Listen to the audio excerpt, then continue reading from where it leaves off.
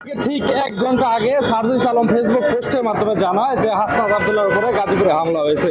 আমরা দেখেছি ফেসবুক পোস্টে সার্জিস আলম কিন্তু কয়েকটি ভাঙা গাড়ি এবং হাসনাত আবদুল্লাহর যে হাত ছুলে গিয়েছে সেই ছবি পোস্ট করেছেন এবং এটির পর থেকেই কিন্তু গাজীপুরে হাসনাত আবদুল্লাহর উপর হামলার বিষয়টি প্রকাশ পায়।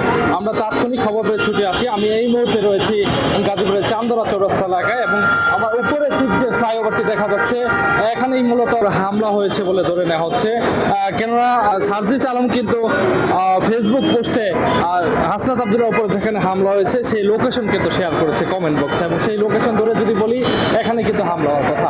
আমরা সবচেয়ে কিছুক্ষণ আগে এখানে এসে চান্দনা চৌরাস্তার আশপাশের প্রত্যেকটি লোকেশন ঘুরে কিন্তু তার উপরে কোথায় হামলা হয়েছে সেটি নিশ্চিত করতে পারেনি। আমি ঠিক গাজীপুর চান্দনা চৌরাস্তার ট্রাফিক বক্সের সামনে রয়েছে এবং এখানেও কিন্তু তার উপরে হামলা হয়েছে সেই প্রত্যক্ষদর্শী কিন্তু এখনো পর্যন্ত পাওয়া যায়নি। ট্রাফিক পুলিশের সঙ্গে কথা বলছি, তারাও কিন্তু এই বিষয়টি জানেন না। এবং আমরা কিছুক্ষণ আগে খবর পেয়েছি যে গাজীপুরে যে IUBT আছে সেখানে সার্জিস আলম হামলার পরে অবস্থান নিয়েছিলেন এবং সেখান থেকে কিছুক্ষণ আগে সে ঢাকার উদ্দেশ্যে চলে গিয়েছে। এই মুহূর্তে চান্দনা চৌরাস্তার অবস্থা যদি বলি, অন্যান্য সময়ের মতো চান্দনা চৌরাস্তার যান চলাচল যেমনটি স্বাভাবিক থাকে সেই ঠিক তেমনটি আছে। সার্জিস আলমের উপরে হামলার পরে কিন্তু বৈষম্যবিরোধী ছাত্র আন্দোলনে গাজীপুরে যারা যুক্ত রয়েছেন তারা কিন্তু ঘোষণা দিয়েছেন সন্ধ্যা 8:30টায় এখানে বিক্ষোভ কর্মসূচি পালিত হবে।